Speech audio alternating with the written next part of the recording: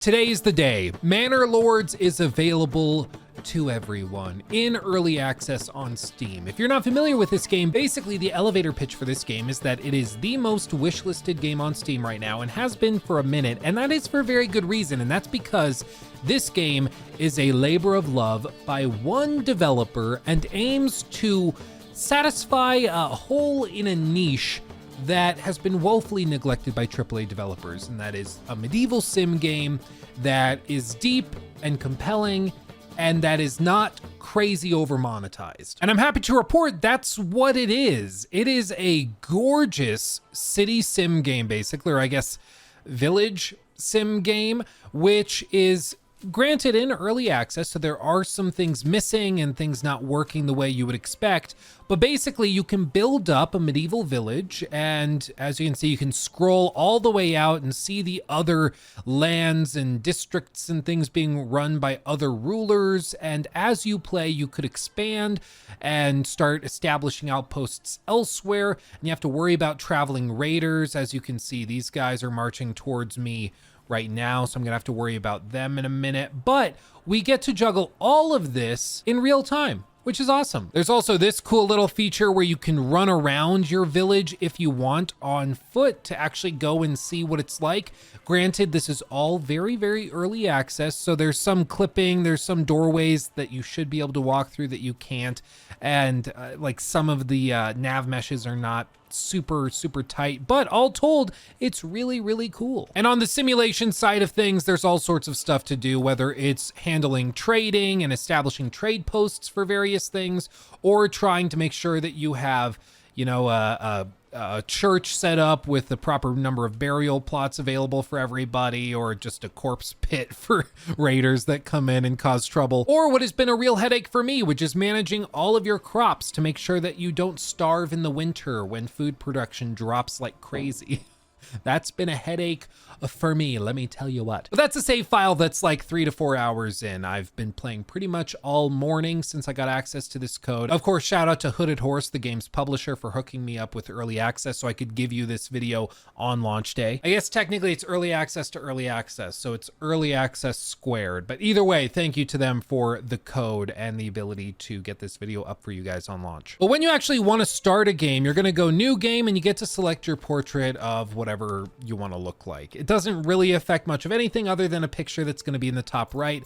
It doesn't change hardly anything. After you select your shield and everything, you can select scenario templates. And again, eventually there will be more maps, but because we're in early access, there's just one. It's very large and there's a lot there, but it's not like there's a mountainous map and then a more desert map. That's all probably coming at a later date. From here, there's a few different scenario templates to pick. Rise to Prosperity, which is basically just reach large town settlement level. After that, you can choose to continue in the endless mode and just keep building and building and building. And the perk of this is that there are no bandits, there's no warring warlords or anything to worry about. You just get to build in peace and that's it. Restoring the peace means 2 territories in the north are claimed by the illegitimate baron whose castle is located off the map.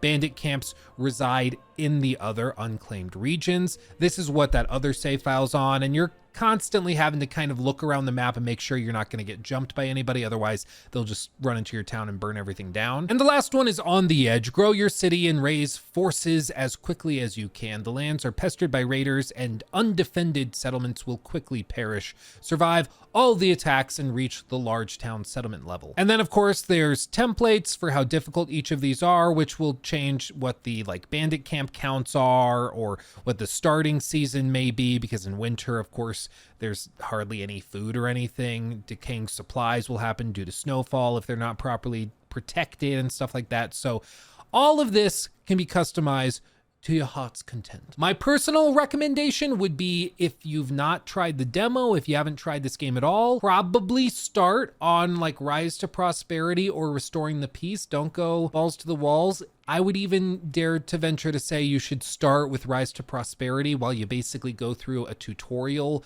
sort of run where you spend a few hours getting your feet under you, understanding how the game actually works, and then maybe creating a new save on a difficulty that will have bandits and combat and stuff, so that then you can introduce that. If you try to just start here, you might get a little overwhelmed. For demonstration purposes, let's go On the Edge, and we'll just make raider frequency very frequent. And then we'll hit begin, it'll load in, and I'll just show you how quickly this can go badly, okay? Because if you're not prepared, raiders will just come in, burn everything down, and you're just kind of soft luck. Like you're just stuck. There's not much that you can do at that point. As you can see, there's all sorts of really simple building tools, which quickly allow you to grow or throw some roads down, which you can then put different things on. In this case, I'm gonna build a couple of little hovels for my people, just like that.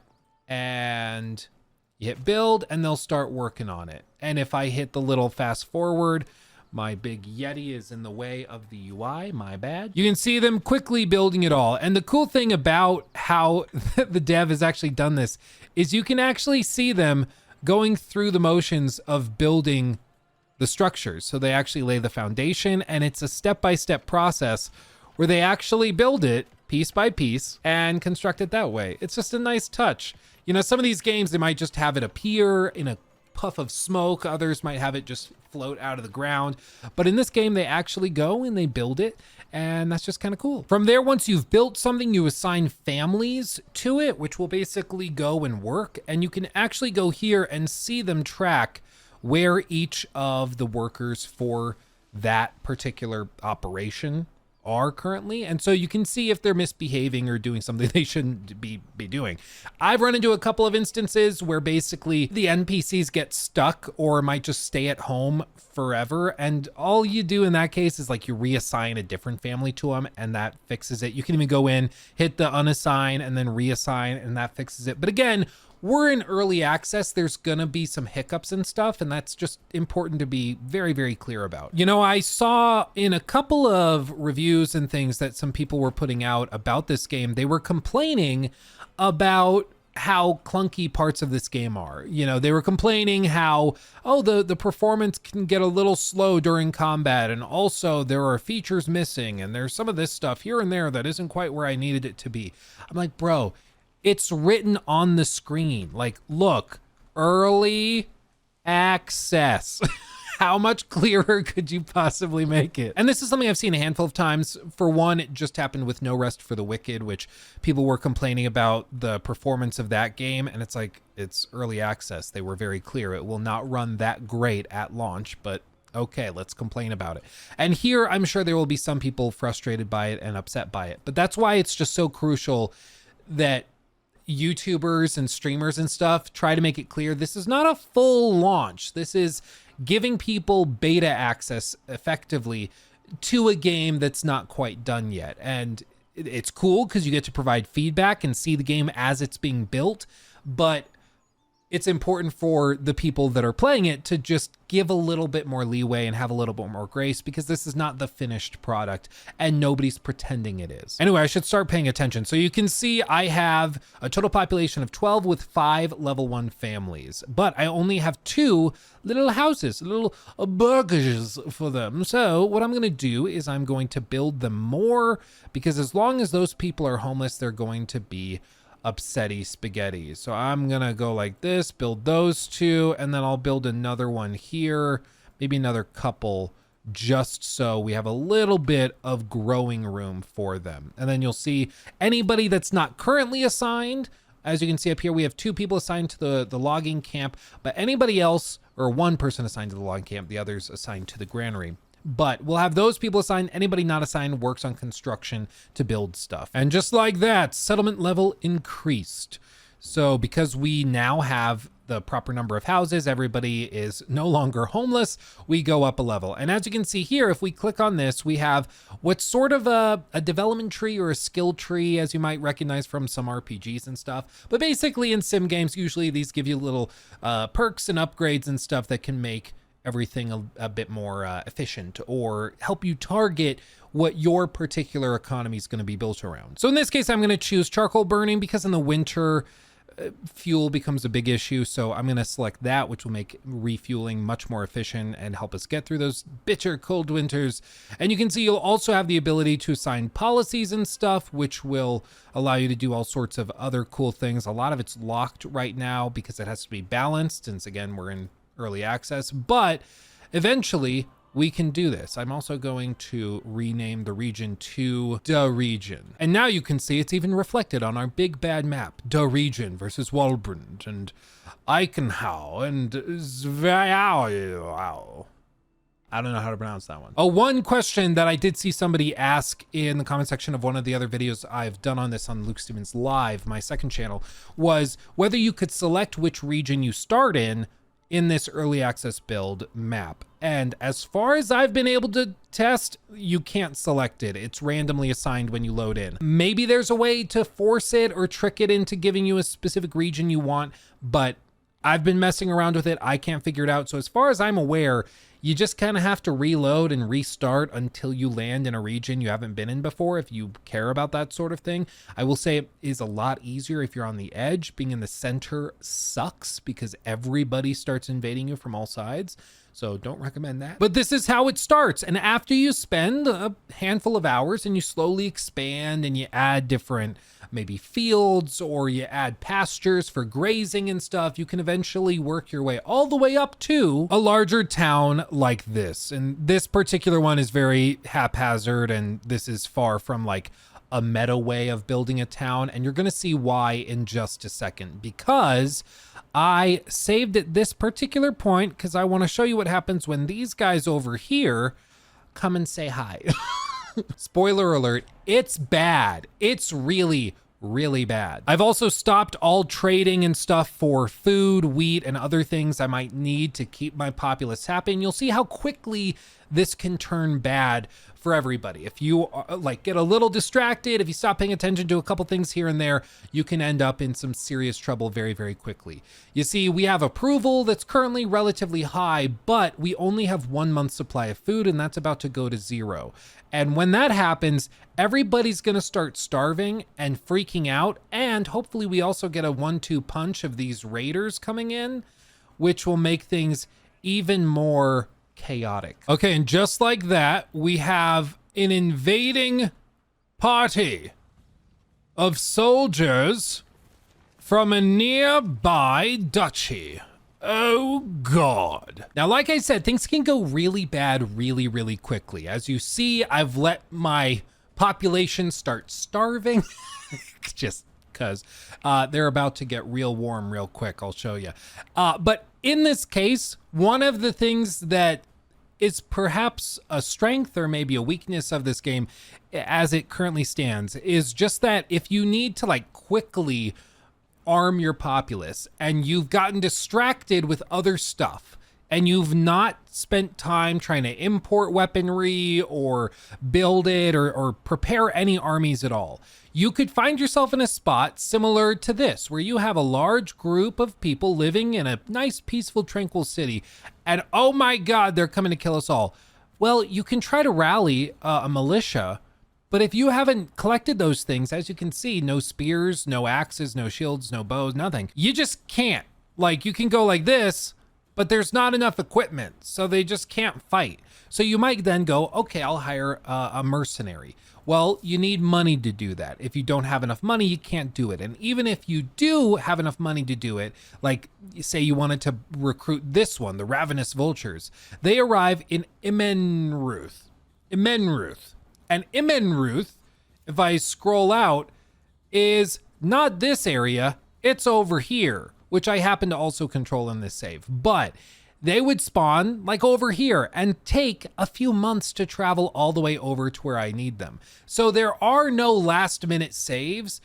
Pretty much the moment you end up in this situation, you are screwed. There is nothing you can do. And just watch what happens as I let this play out. These guys are gonna come in and pretty much uncontested be able to just do whatever they want, because I don't have a militia to fight them. Never mind, they're running away. They're not technically running away, they're just collecting and gathering up outside the borders. For some reason, they ran through my borders to go collect over here, and then they're gonna invade from there back in. Like I said, early access, it's a little clunky, but what are you gonna do? This is one of those weird moments where I'm like, I'm trying to show you how quickly you can lose, and this happens to just be an instance where the RNG is helping me and just not wanting to cooperate. It's like, no, look how forgiving they are. They're very forgiving invaders. Okay, so I know what's going on. Basically, like, this is the selected battlefield. It auto places it nearby the point of contention effectively. So this is where the two groups have agreed to fight. And that's where you're going to go have your big fight and battle, whatever, for the right to stay in Eichenhau. But in this case, it's still early access, so you can't propose to change the location. You can't even surrender. So you just kind of have to grit your teeth and get through it. In this case, I have no soldiers or anything to deal with it. I still think it's funny that they're fighting for the rights to this land and they just walk straight through my village like nothing was happening. And then they declare peace? What? Oh, it's because he took the land. Okay. That's why. He's like, okay, now that we win, we take it and we're happy and peaceful. So in this case, I don't even technically own this land anymore, I guess. It's controlled by someone else, which is funny.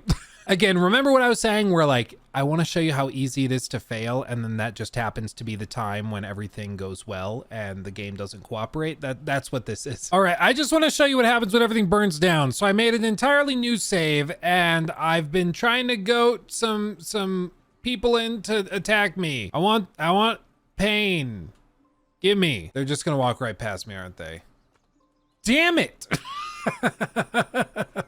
Even when I want to die, I can't.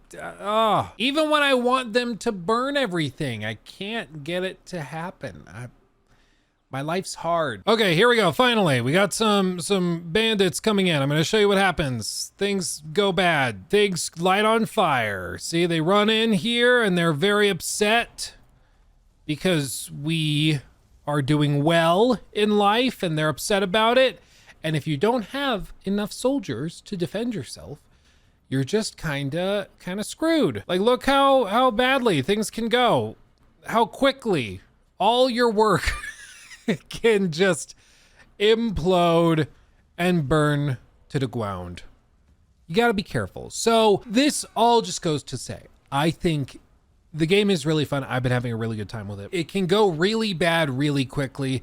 So I would personally recommend going into settings and under like gameplay, set the autosave to a little bit more frequent. I think by default it's 15, change it to 5 just till you get your feet under you, or play on like an altered difficulty setting to reduce raider attacks and stuff. Otherwise you're just gonna be drowning in raiders, and this is gonna happen a lot and it's gonna tick you off because once this happens, there's not really a lot you can do. Like at this point, this city is kind of screwed. So you might just have to reload and hope for the best, which sucks. But it's just sort of an artifact of the apparently black magic that these bandits were using to make things just float in the air. What I was saying though, is that this is kind of an effect of early access. In later builds and stuff, you know, I'm sure it'll be a little bit more recoverable, but I'm having a good time with it. And as long as you know what you're getting into, you understand you're getting an early access product, I think it's worth checking out, especially if you like these sim games. I don't think what a lot of people are expecting it to be. I heard some people were expecting this was going to be like a Kingdom Come Deliverance type of game. And it's just not. If you're looking for like The Witcher 3, this is not it. I can't believe I have to say that, but some people have their expectations that out of whack. What this is a really impressive project from one guy that's been working for close to a decade on it, and it's a good time. It still has a good ways to go before it's fully finished, but the developer's being very, very clear about that and transparent about it. And as long as you understand that as well, I think it's worth checking out and having a good time with. And you'll also be supporting an indie dev that's trying to do something really cool and different. And I think that that's where our money as gamers should be going, to developers creating passion projects, not to like big multi-millionaire, billionaire executives at massive giga corporations. But that's just my 2 cents. Gaming's too corporate. That's my stance. And so even if games like this have like a little bit of clunk or have some quirks to them, I still think these are worth supporting. And you'll get in now early before everybody else, and you can help provide feedback and help the developer really fine-tune this as it approaches final release sometime in the future. Is this weird tonally to just be like slowly panning over the city as people are chasing them down and like massacring hundreds? Is that weird? Maybe. The screams aren't helping? Okay.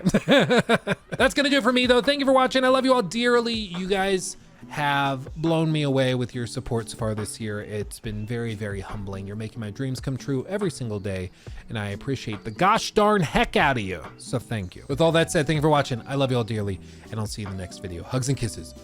Bye-bye.